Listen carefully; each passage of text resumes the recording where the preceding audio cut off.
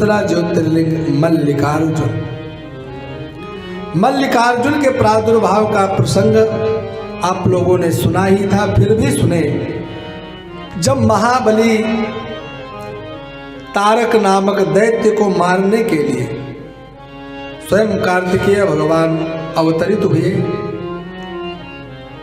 समस्त देवताओं के द्वारा उनकी प्रतिष्ठा की गई, पूजन किया गया, स्तुति की गई और भगवान सांब सदाशिव के पास में पहुंच गए। इन्हीं कार्तिकेय के द्वारा महाराज तारकासुर नामक दैत्य का वध करवाया गया। समस्त देवताओं को उनके द्वारा अभय दान प्राप्त हो। उसके पश्चात श्री गणेश जी महाराज का निर्माण माता पार्वती ने किया। दोनों पुत्र एक साथ आपस में झगड़ा कर रहे थे, मैं पहले विवाह करूंगा, मैं पहले विवाह करूंगा।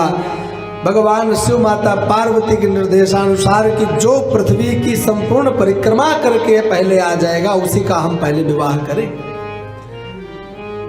ऐसा सुनते ही कुमार कार्तिकेय महाराज निकल गए पूरी पृथ्वी की परिक्रमा करने के लिए, लेकिन बुद्धिमान गणेश जी महाराज कहीं नहीं गए और उन्होंने माता पिता को ही आकाश और पृथ्वी मानकर उनके चरणों को धोया, स्नान कराया, पूजन किया और उनकी साथ परिक्रमा करके और महाराज शास्त्र के युक्ति पूर्वक माता पिता से कहा कि आपकी परिक्रमा, आपकी साथ साथ परिक्रमा करने से मैंने संपूर्ण वन सहित पृथ्वी की परिक्रमा का पुण्य फल प्राप्त कर लिया है, अब मेरा विवाह करिए। उस समय भगवान शंकर को और माता पार्वती को इनकी बात को स्वीकार करना पड़ा, इनका विवाह करना पड़ा। रिद्धि और सिद्धि दोनों के साथ में इनका विवाह हुआ। सिद्धि और बुद्धि के साथ प्रजापति की दोनों पुत्रियों के साथ इनका विवाह हुआ। क्षेम और लाभ नामक पुत्र भी पैदा हो गए। तब कहीं स्कंद जी महाराज कुमार कार्तिकेय वनों की परिक्रमा करके लौटते हैं।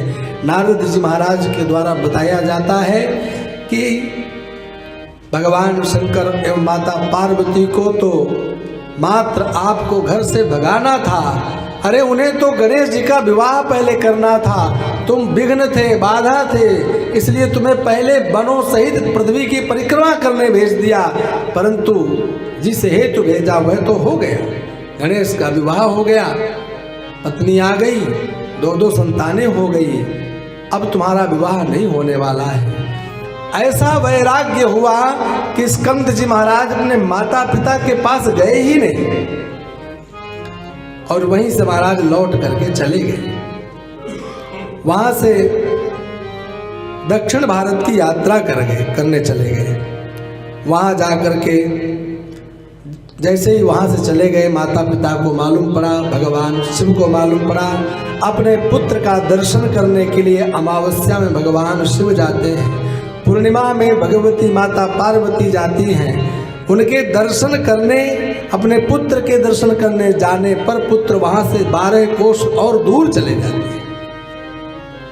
बस प्रत्येक अमावस्या और पूर्णिमा पे दोनों के जाने पर ही भक्तों के कल्याणार्थ दोनों वहीं की प्रतिष्ठा हो गई, जिन्हें मल्लिकार्जुन के रूप में सभी भक्त दर्शन करते हैं और सभी भक्तों को अभय दान देते हैं।